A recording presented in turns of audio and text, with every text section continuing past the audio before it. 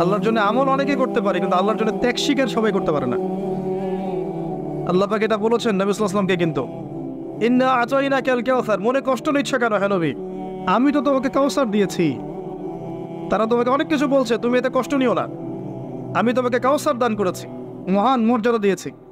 ফাসাল্লি লিরাব্বিকা ওয়ানহার, তুমি তোমার রবের জন্য সালাত পড়ো। ওয়ানহার মানে শুধু কুরবানি করো না, স্যাক্রিফাইস করো, ত্যাগ স্বীকার করতে থাকো। ইন্না শানিয়াকা হুয়াল আবতার, যারাই তোমার শত্রুতা করবে, হকের উপর তুমি আছো, যারাই তোমার শত্রুতা করবে, হুয়াল আবতার, লেজ কাটা হয়ে যাবে, ধুলোয় উড়ে যাবে ইনশাআল্লাহ। হকের উপর আপনি থাকেন, যারা আপনাকে প্রতিবন্ধকতা সৃষ্টি করার চেষ্টা করবে, আল্লাহ পাক স্বয়ং তাদেরকে ধুলো বানিয়ে উড়িয়ে দিবেন ইনশাআল্লাহ। এটাই আল্লাহর সুন্নাহ, যুগে যুগে এটাই হয়েছে। নূহ আলাইহিস সালাম, তিনি এবং তার অনুসারীরা আল্লাহ পাক বাঁচিয়েছেন না, তার বিরোধিতা যারা করেছেন তারা আছে, আল্লাহ ডুবিয়ে দিয়েছেন। আল্লাহ সুন্নাহ দেখেন। আদ জাতি, এই যে হুদ আলাইহিস সালাম, তার সঙ্গীদেরকে আল্লাহ পাক বাঁচিয়েছেন না, তার বিরোধিতাকারীদেরকে আল্লাহ পাক ঝড় দিয়ে উড়িয়ে দিয়েছেন। সামুদ জাতি, এই যে সালেহ আলাইহিস সালামের কওম, আল্লাহ পাক তাকে এবং তার অনুসারীদেরকে বাঁচিয়েছেন না, দুনিয়া আখিরাতে সম্মানিত করেছেন না, তার বিরোধিতাকারীদেরকে আল্লাহ পাক বজ্রপাত দিয়ে ধ্বংস করে দিয়েছে। ফিরআউন, এর পুরো সুপার পাওয়ার, একদম মিলিটারি পাওয়ার, আল্লাহ পাক একেবারে লোহিত সাগরে ডুবিয়ে দিয়েছেন না, আর মূসা আলাইহিস সালামকে আল্লাহ বিজয় দিয়েছেন। একই সুন্নাহ প্রত্যেক যুগে যুগে। ইব্রাহিম একা ছিলেন, আল্লাহ বলেছেন তুমি একাই একটা উম্মাহ, ইব্রাহিম তুমি একাই একটা উম্মাহ। আল্লাহর কাছে হকপন্থীর দাম আছে, সংখ্যা গরিষ্ঠতার দাম নাই। হকের দাম আছে, সংখ্যা গরিষ্ঠতার দাম আল্লাহর কাছে নাই। আল্লাহ দেখবেন হক কোনটা।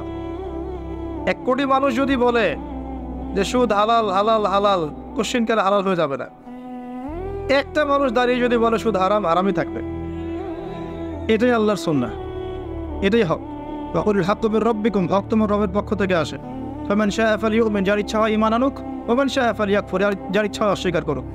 ইন্না আতাদনা লিযালিমিনা নারান, আমি জালেমদের জন্য নার, আগুন প্রস্তুত করে রেখেছি।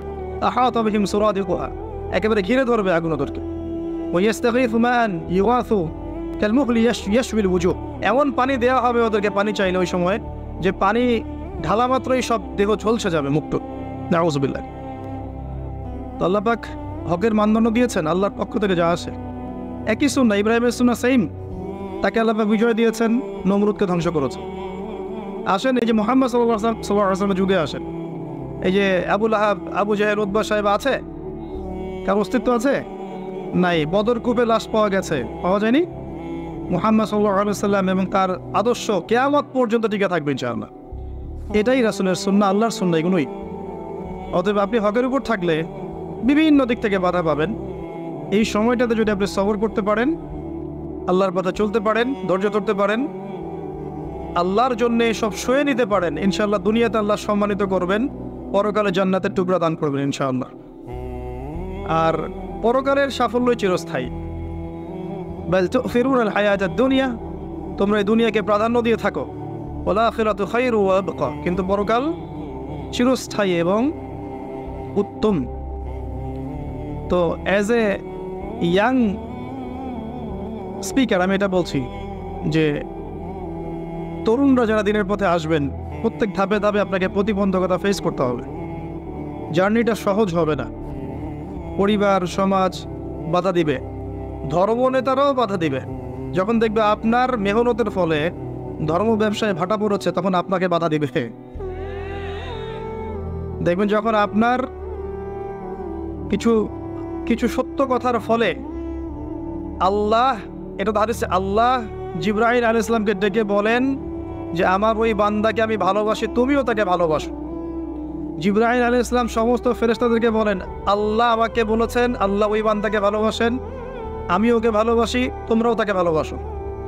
এরপর ফেরেশতারা দুনিয়াবাসীর উপর ঘোষণা করে যে আল্লাহ অমুক বান্দাকে ভালোবাসেন, জিবরাইল অমুক বান্দাকে ভালোবাসেন, আমরাও এই বান্দাকে ভালোবাসি, হে জমিনবাসী তোমরাও তাকে ভালোবাসো। তখন গিয়ে দেখবেন যে আল্লাহর পথের কোনো সৈনিক, কোনো আলেম, কোনো মুআল্লিম, কোনো মুজাহিদ, তার প্রতি আল্লাহর পক্ষ থেকে মানুষের মধ্যে একটা ভালোবাসা সৃষ্টি হয়ে যায়। এটা এমনি এমনি হয় না, এটা এমনি এমনি হয় না। এই উম্মার মধ্যে এমন অনেক মানুষ আছেন যাদের নাম এখন পর্যন্ত মানুষ শ্রদ্ধার সাথে স্মরণ করে, করে না? তারা কি মানুষকে টাকা দিয়ে ওয়াজ মাহফিলে নিয়ে আসছিল? আসে নাই। মহব্বত থেকে আসে নাই। তা আপনি যখন এভাবে খেদমত করতে থাকবেন, সবার তো সয়ে যাবে না। কিছু মানুষের গাত্রদাহ হবে, কিছু মানুষের হিংসা হবে, ঈর্ষা হবে, কিছু মানুষের ধর্ম ব্যবসায় ভাটা পড়বে, কিছু মানুষের পরশ্রী কাতরতা রোগে ভুগবে, কিছু মানুষ ইন্টেনশনালি আপনাকে ডাউন করার চেষ্টা করবে। এবং ইসলামের বিরোধী শক্তিরা এই মানুষগুলোকে কাজে লাগাবে। ইসলামের বিরোধী শক্তিরা এই মানুষগুলোকে হজ্জা বা দড়ি মনে করে কাজে লাগাবে। এটাই হচ্ছে সারা বিশ্বে চলে আসছে দীর্ঘদিন থেকে। এটাই এই পৃথিবীর সুন্নাহ। তবে যুবকদেরকে বলবো, হতাশ হবেন না, ভেঙে পড়বেন না, আল্লাহর পথে চলতে থাকবেন। আপনার জীবনের শেষ দিনটা যেন আল্লাহর পথে চলতে চলতেই শেষ হয়। ইন্নামাল আমালু বিল খাওয়াতিম। মানুষের নেক আমল শেষের উপর ডিপেন্ড করে, নিয়তের উপর ডিপেন্ড করে এবং শেষের উপর ডিপেন্ড করে। অতীতে কি হয়েছে ভুলে যান।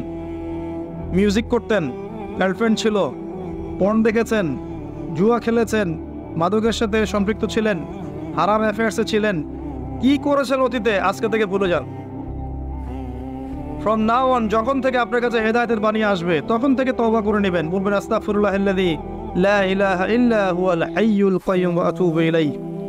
এটা বলে ওযু করবেন, 2 রাকাত সালাত পড়বেন, 2 চোখের পানি ফেলে দিয়ে আল্লাহর কাছে কান্নাকাটি করবেন, আল্লাহর কাছে চাইবেন, আল্লাহ আমাকে পুরো জীবন, আগামী পুরো জীবন দিনের উপর পাহাড়ের মতো অটল থাকার তৌফিক আমাকে দান করো এবং আমার দ্বারা তুমি এই উম্মার খেদমত কবুল করো।